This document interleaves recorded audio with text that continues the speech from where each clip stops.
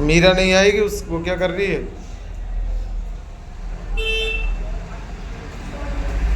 हाँ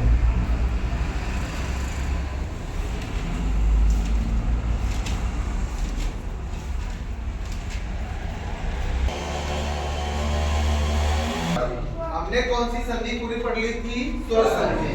और आज अपनी कौन सी संधि स्टार्ट हो रही है? अब व्यंजन संधि। और जैसा कि हम पहले भी स्टार्टिंग में टॉपिक को पढ़ चुके हैं कि स्वर से स्वर का मेल हो तो कौन सी संधि होती है? स्वर संधि। जबकि व्यंजन से चाहे तो स्वर मिले चाहे व्यंजन मिले, मेल होने पर कौन सी संधि का निर्माण होता है? व्यंजन संधि। कौन सी संधि बनती है? देखो व्यंजन पहले होगा, प्लस से पूर्व कौन सा वर्ण आएगा? व्यंजन। व्यंजन के साथ चाहे स्वर मिले चाहे व्यंजन मिले, मेल होने पर कौन सी संधि हो जाती है? व्यंजन। और जो हमने पहली संधि पढ़ी थी आपके स्वर संधि, उसमें हमने देखा स्वर से स्वर का मेल हो, यानी कि दोनों ही वर्ण क्या आते हैं आपके? स्वर। स्वर से स्वर मिलता है तो कौन सी संधि बनती है? अब आपके यहाँ हम व्यंजन संधि को पढ़ेंगे। जैसा इसके बाद हमने देखा व्यंजन, मूल व्यंजन देंगे तो आपके मूल व्यंजनों की संख्या कितनी हो जाती है? 23। कितने थे? 11 स्वर होते। स्वर संधि के कितने भेद पढ़े आपने? 5। कितने पढ़े थे? 5। कौन कौन से थे? कौन कौन से पढ़े? एक पहला तो कौन सा था? दूसरा कौन सा था? तीसरा कौन सा था? चौथा और पांचवा। तो आपने दीर्घ, गुण और वृद्धि, चौथा आपके और पांचवा अयादी, ये 5 भेद स्वर संधि के पढ़े थे। यानी कि 11 स्वर है, भेद कितने पढ़े हैं? 5। ये थोड़ा सा समझने के लिए हम ले रहे हैं। अब यहाँ 33 व्यंजन है, संख्या में व्यंजन कितने हैं? 33। अब यहाँ 11 स्वरों की 5 भेद, 33 व्यंजनों के आपके कितने नियम चलेंगे? 16। कितने चलेंगे? 16। ये नियम है। इसमें व्यंजन संधि में क्या चलते हैं? नियम। और सभी नियमों की एक ही संधि है, वो कौन सी संधि है? व्यंजन। इसमें अलग अलग नाम नहीं होता। अभी हमने देखा स्वर संधि के तो अलग अलग नाम है। जैसे दीर्घ स्वर संधि में ए, ई, उ और री स्वरों के साथ समान स्वरों का मेल होता है तो कौन सी संधि बनती है? गुण स्वर संधि में ए, आ स्वरों के साथ ए समान स्वरों में ई, उ, री मिलेंगे तो ए, ओ, अर हो जाता है। वृद्धि स्वर संधि में हमने पढ़ा कि ए, आ स्वरों के बाद ए आए या ए, आ स्वरों के बाद ओ आए, सॉरी ई आए या उ आए तो क्या हो जाएगा? ए, आई और औ। कहने मतलब ए आ के बाद ए आएगा तो आई हो जाएगा, ए आ के बाद ओ आएगा तो औ हो जाएगा, वृद्धि हो जाएगी, डबल मात्राओं वाले आ जाएंगे। यण संधि में हमने पढ़ा ई, उ और री के बाद है समान स्वर आता है तो क्रमश से वो किसमें बदल जाते हैं? य, व, रे में। वहां कौन सी संधि होती है आपकी? यण संधि।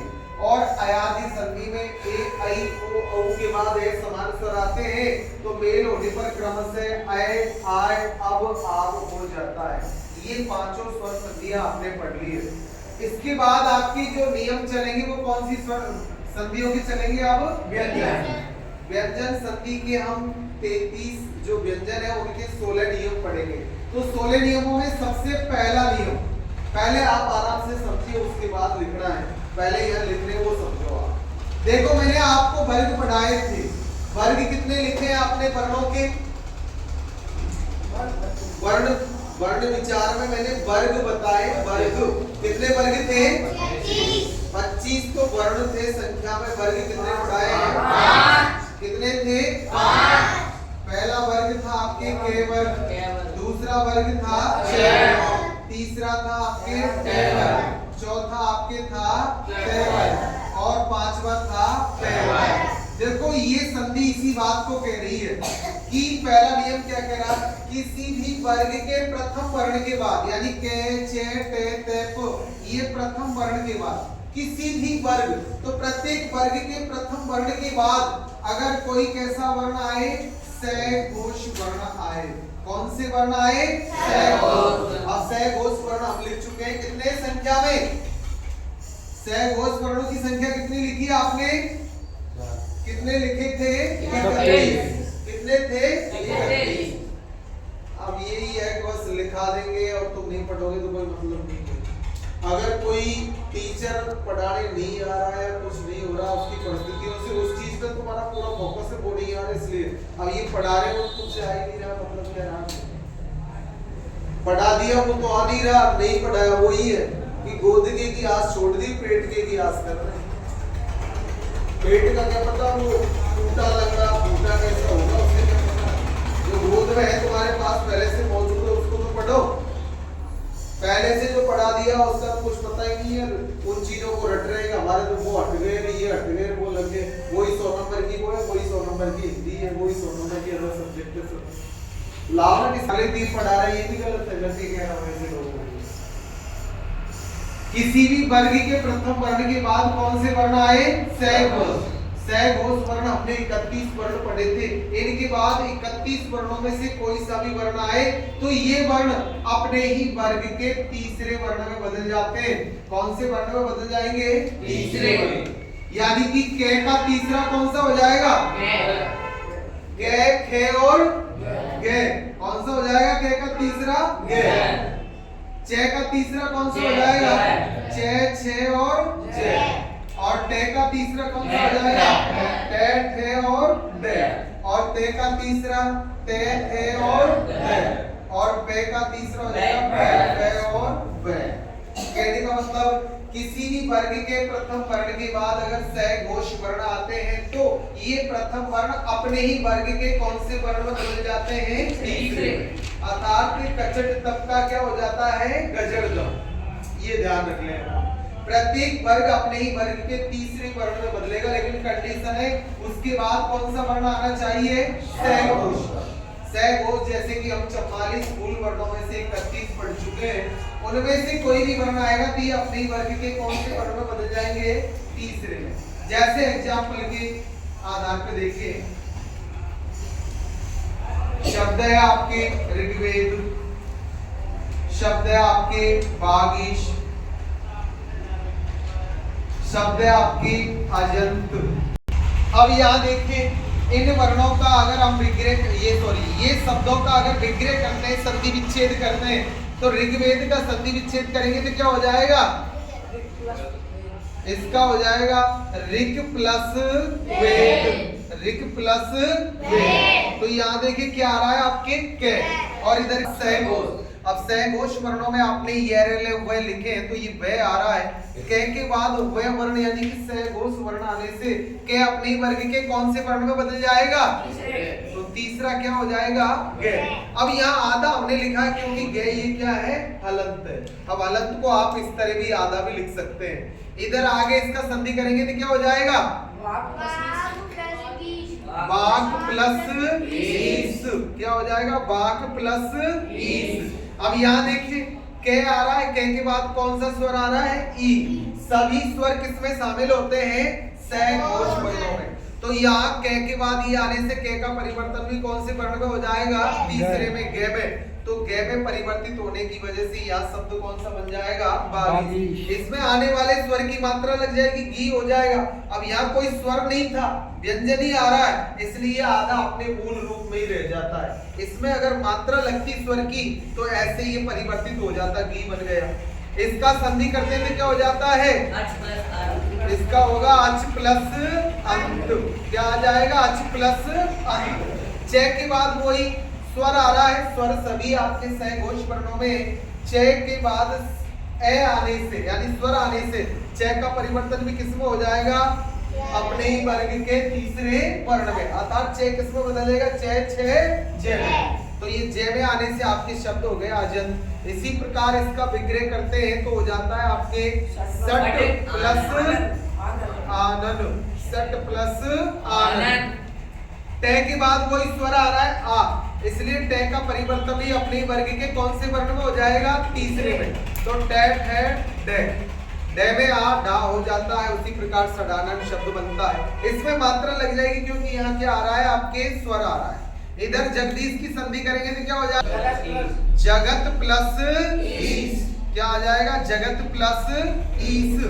तय के बाद बड़ी ई आ रही है, तय के बाद बड़ी ई आने से तय का परिवर्तन अपने वर्ग के कौन से वर्ण में हो जाएगा, तय थे द, द में बदल जाएगा, ई की मात्रा लगने से हो जाएगा आपके जगदीश। इसी प्रकार अप जिस शब्द की संधि करेंगे तो क्या हो जाएगा, अप प्लस जय। क्या हो जाएगा, अप प्लस जय।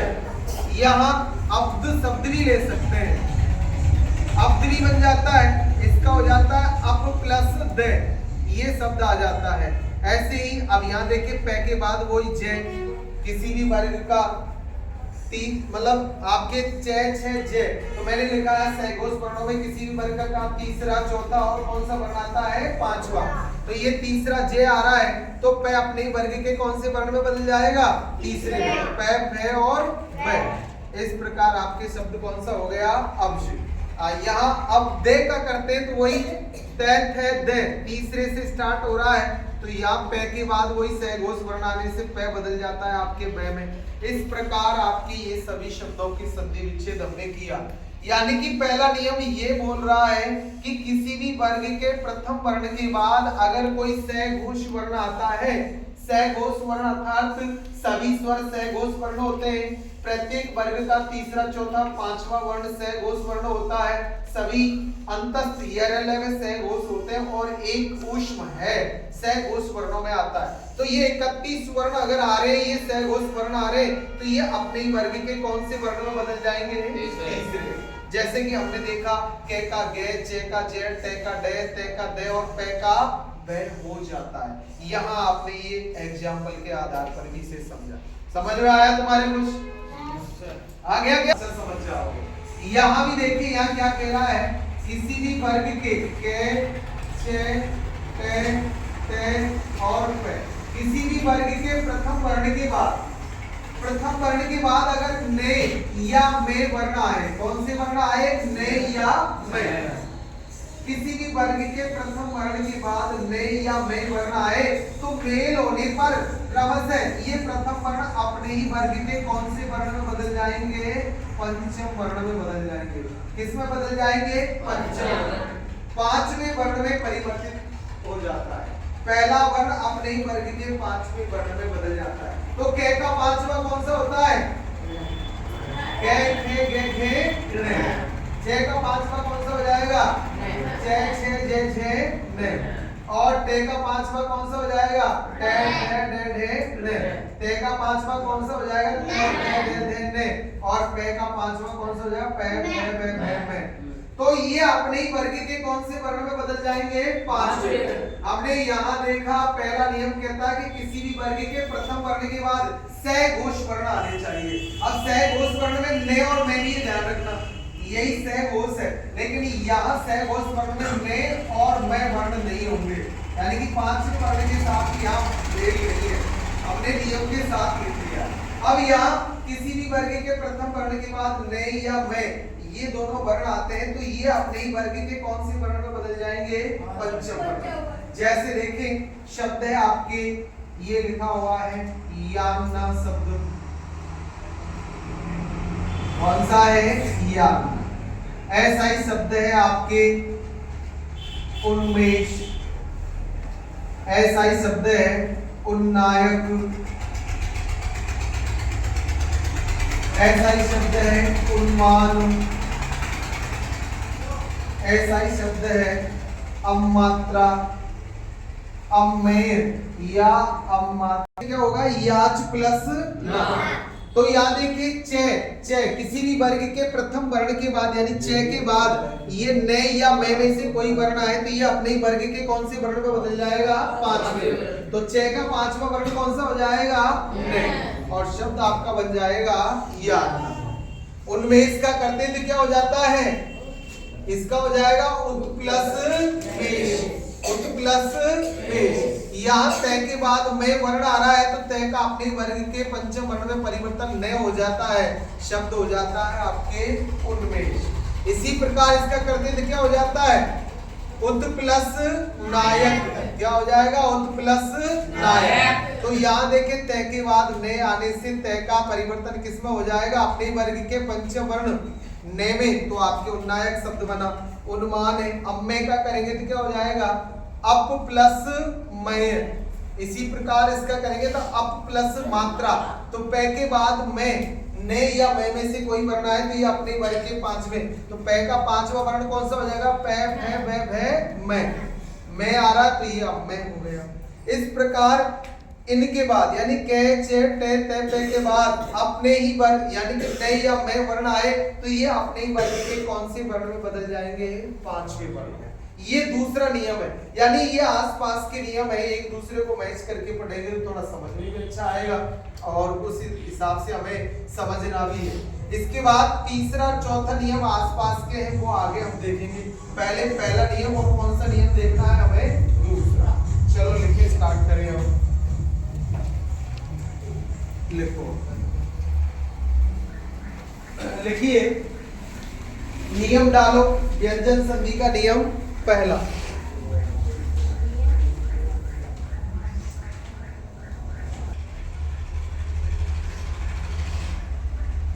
पहले नियम में लिखो, किसी भी वर्ग के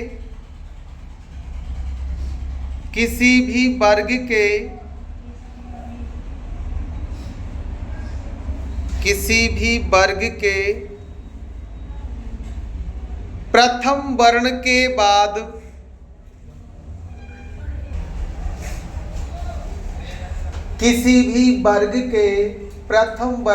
बाद कोई सघोष वर्ण आए तो मेल होने पर वर्ग का प्रथम वर्ण अपने ही वर्ग के तीसरे वर्ण में परिवर्तित हो जाता है।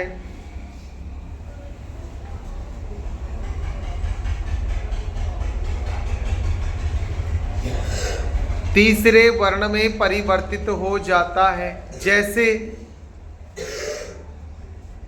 अब आपके पहले नियम के ये एग्जाम्पल लिखे हुए हैं। ऋग्वेद है, बागीस है, अजंत है, सडानन है, जगदीश है, अब्ज, अब्द आदि शब्द है। इनका विग्रह करके आप लिख सकते हैं।